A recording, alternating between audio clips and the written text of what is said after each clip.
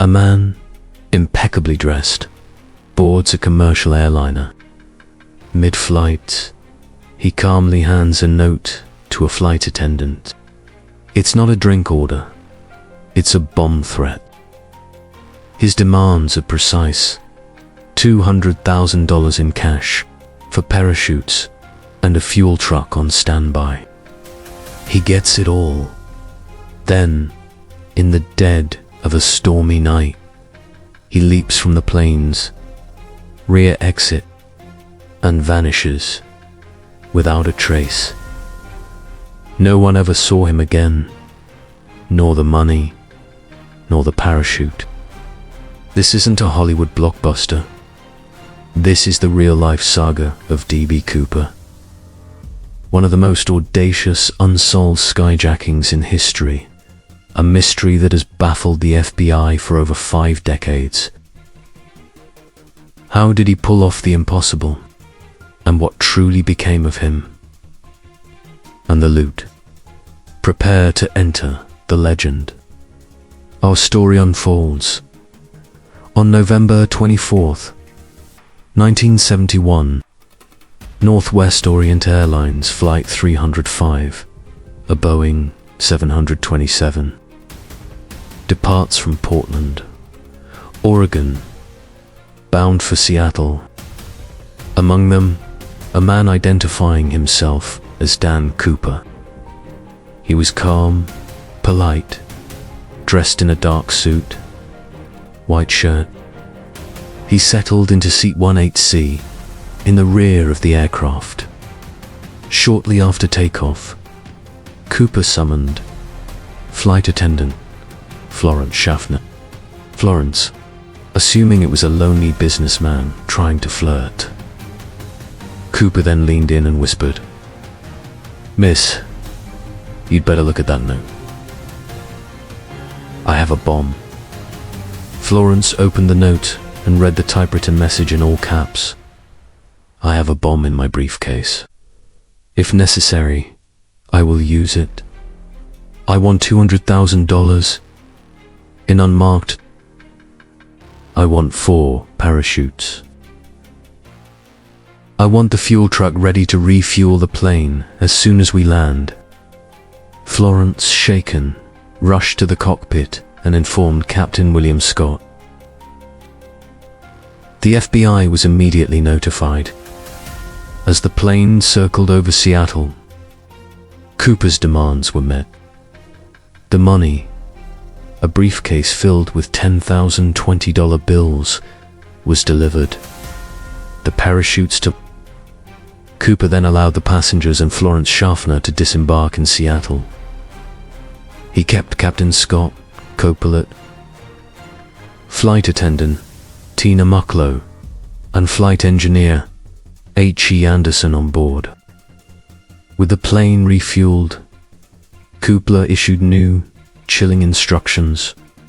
Fly south, towards Mexico City, at a maximum altitude of 10,000 feet, with the landing gear down and flaps at 15 degrees. Speed was not to exceed 200 knots. He also demanded the cabin remain on. Captain Scott, fearing for his crew's safety, complied. At 8:13 p.m., somewhere over southwestern Washington, amidst a raging storm and pitch darkness, Cooper did the unthinkable. He secured the money briefcase to his body, opened the rear door of the Boeing 727, and plunged into the night. The crew felt a sudden shift in cabin pressure. He was gone. The FBI launched one of the largest and most extensive manhunts in history. Thousands of agents were mobilized. The search area, a vast and dense wilderness in southwestern Washington. No money. D.B. Cooper had vanished like a phantom. The D.B. Cooper case became an instant legend. The FBI codenamed it Norjak, but the media popularized D.B. Cooper due to an initial miscommunication. The investigation spanned decades, generating over 1,000 suspects, but none were ever conclusively identified. The FBI officially suspended active investigation in 2016, yet the case remains open. Theories about Cooper's fate are numerous and endlessly fascinating. The FBI's most accepted theory is that he did not survive the jump. The conditions were brutal. Total darkness, heavy rain, winds exceeding 200 miles per hour, sub-zero temperatures, and a mountainous, densely forested terrain. The chance of survival was minimal. If he had died, the money would likely be scattered across the wilderness. However, in 1980, 8 years after the jump, an 80-year-old boy named Brian Ingram found a package containing $5,800 buried in the sand along the Columbia River near Vancouver, Washington. The bills were confirmed to be part of Cooper's ransom.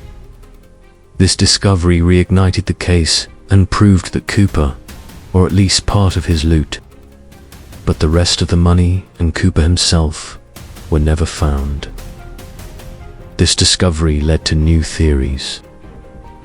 Some believe Cooper survived the jump but lost part of the money on impact or during his escape. Others suggest he may have died shortly after the jump and the money was washed downriver. The area where the money was found was outside the FBI's original estimated flight path. Who was D.B. Cooper? That's the million-dollar question. Many suspects were investigated. Richard McCoy, a former Army helicopter pilot and paratrooper who committed a similar skyjacking. In 1972, he was arrested and convicted but always denied being Cooper. Another prominent suspect was Robert Rackstraw, a former Green Beret with skydiving experience and a criminal past. He was extensively investigated, but never enough evidence to charge him.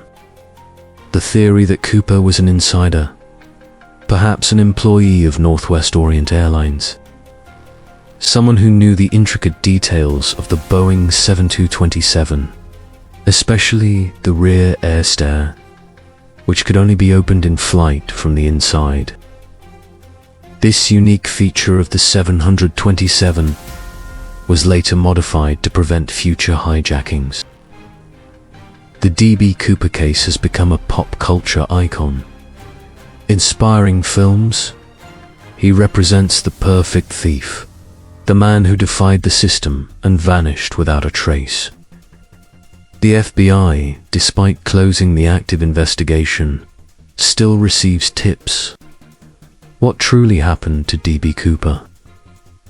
Did he survive and live a life of luxury with the ransom money? Did he perish in the jump, his body never found in the vast, unforgiving wilderness? Or is he a legend, a symbol of human audacity and the ability to disappear into thin air?